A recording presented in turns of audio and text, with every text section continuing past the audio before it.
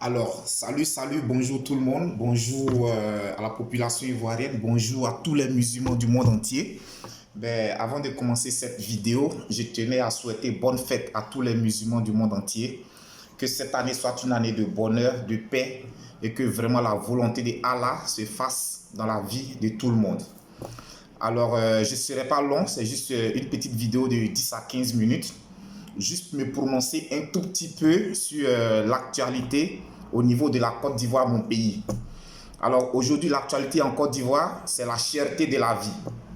La cherté de la vie en Côte d'Ivoire.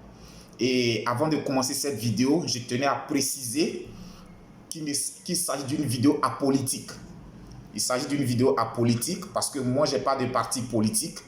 Mais étant citoyen ivoirien, il est souvent important qu'on puisse se prononcer sur certaines figures de l'actualité. Donc, raison pour laquelle je me permets d'intervenir sur ce point-ci. Alors, pour parler de l'actualité en Côte d'Ivoire, je vais particulièrement m'adresser à un frère, voilà, à un frère, Johnny Pacheco. Voilà, Johnny Pacheco, je vais m'adresser à toi. Mais ce qu'on doit savoir, la cherté de la vie en Côte d'Ivoire est une réalité, est une évidence.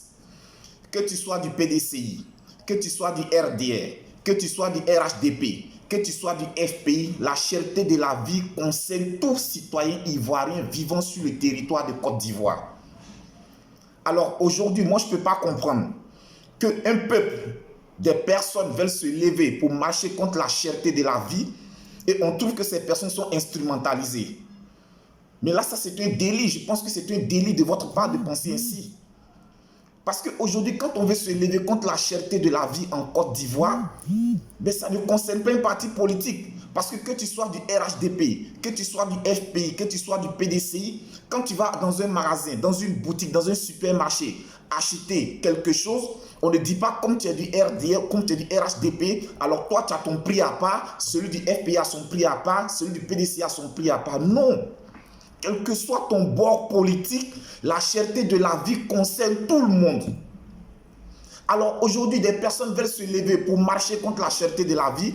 Toi, Johnny Pacheco, tu te permets de dire que ces personnes sont instrumentalisées par l'opposition. Mais ça, c'est une honte. C'est une honte de ma part d'entendre ça de la part d'un intellectuel comme toi. En tout cas, si tu te dis intellectuel, c'est une honte pour moi. Parce qu'aujourd'hui, même si tu es un vendu, même si on te paye pour défendre le parti au pouvoir, lequel parti d'ailleurs contre qui je n'ai rien du tout, parce que Alassane Ouattara, c'est mon président, la Bible nous dit toute autorité est établie par Dieu. Donc dans ce cas de figure, tu as le droit de respecter toute autorité établie par Dieu. Et moi, je donne tout mon respect à Alassane Ouattara, même si souvent, je ne suis pas dans les mêmes visions que lui. Je n'ai rien contre sa personne, mais je me dis aujourd'hui, si toi, Johnny Pacheco, tu as été payé pour défendre la cause d'Alassane Ouattara, quand même souvent, il faut savoir garder raison. Parce que là, tes deux dernières sorties virent au ridicule. Tu te ridiculises. Tu montres que intellectuellement, tu n'as pas le niveau que tu veux nous faire croire. Tu montres qu'intellectuellement, tu n'as pas le niveau que tu veux nous faire croire. Et ne te fous pas du peuple ivoirien. Donc tu veux dire quoi? Nous, en tant que peuple ivoirien, aujourd'hui, on n'a pas l'intelligence nécessaire de savoir ce qui est bon pour nous ou ce qui n'est pas bon pour nous. Tu penses qu'on est tout le temps obligé d'attendre que les ordres viennent des politiciens? Les politiciens, aujourd'hui, ils ont leur vie. Quand les politiciens se lèvent, quand on se lève aujourd'hui, qu'on parle de la cherté de la vie, mais la cherté de la vie, nous, en le dénonçant, nous pensons à nos parents qui sont dans les campements, à nos parents qui sont dans les villages. Et toi, tu te lèves, tu parles de... Quand on va assister à des concerts de 150 000, il y a des 50 000, on fait des salles combles, les artistes font des salles combles. Il n'y a pas presque la majorité d'Ivoiriens en Côte d'Ivoire des portables de 1 million. Mais c'est honteux de ta part d'entendre cela. Johnny Pacheco, c'est honteux de ta part. Parce que quand on parle de la cherté de la vie, est-ce que tes parents qui sont dans le fond de Gagnewa, ils détiennent des portables de 50 000, de 1 million, de 100 000, ils vont assister à des concerts de 50 000. Tes parents qui se trouvent au campement, qui passent leur temps à aller au champ, travailler pour gagner leur vie à la sueur de leur front. Mais quand on veut marcher, c'est pour ces personnes-là. La Côte d'Ivoire ne se limite pas à Abidjan. Il y a combien de personnes dans l'année qui vont assister à un concert de 50 000? Mais quand on parle de la cherté de la vie, c'est le quotidien, c'est chaque jour. Est-ce que c'est chaque jour que se font les concerts? Alors aujourd'hui, les personnes qui dénoncent la cherté de la vie, mais elles ne le dénoncent pas pour elles. Elles le dénoncent en pensant aux personnes qui sont en précarité financière. Les personnes qui n'ont pas les moyens. Alors donc tu me diras que quand on parle de l'insécurité, les responsables du pays qui parlent de l'insécurité, est-ce qu'en le disant c'est par rapport à eux? Parce que eux, leur sécurité est garantie. Mais quand tu le dis, c'est par rapport à la population qui n'a pas les moyens de se payer des services de sécurité. Alors parce qu'on veut marcher, tu trouves que non, c'est une instrumentalisation de la politique, de l'opposition. L'opposition instrumentalise les personnes. Non, c'est honteux de ta part. Alors toi, tu te trouves en Finlande. Aujourd'hui, si la population finlandaise veut manifester contre une loi qui ne leur convient pas, ou bien une décision prise par le gouvernement qui ne leur convient pas, alors tu diras que c'est une instrumentalisation? Je pense que là où tu te trouves, le droit est respecté. Alors quand on va chez les personnes, quand on va ailleurs, on copie le positif. Mais je constate que tu n'as pas copié le positif. Tu demeures dans la négativité. Parce que tu es vendu, parce que tu as été acheté pour défendre Ouattara, alors tu le défends aveuglement. Non, c'est pas comme ça. C'est pas comme ça. Parce que quand ton attitude me prouve que tu n'aimes pas le président Ouattara. C'est ce que ton attitude me prouve. Parce que quand on aime quelqu'un, on est amené souvent à lui dire la vérité quand on sent que cette personne est en train de dévier. On peut lui dire la vérité. Ah, président, effectivement, la cherté de la vie peut mettre en cause ton mandat. Voici ce que je te propose. Tu peux faire des propositions au président. Quand on aime quelqu'un, on ne suit pas aveuglement. Quand on aime quelqu'un, on ne suit pas la personne aveuglement. Même quand on aime son enfant, on a appelé à l'envoyer sur le droit chemin. Alors si tu penses que tu aimes M. Ouattara, je pense qu'au lieu de faire des sorties d'analphabète de la sorte, tu aurais dû quand même lui donner des conseils. Parce que c'est toi qui nous dis, quand on va à Carrefour, l'huile coûte 1000 francs. Chez le Mauritanien, l'huile coûte 1200.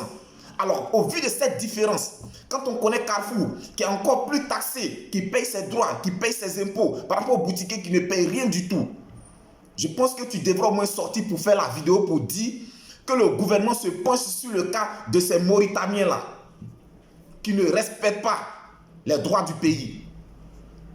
Pourquoi cette différence entre Carrefour et ces Mauritaniens? Pourquoi cette différence?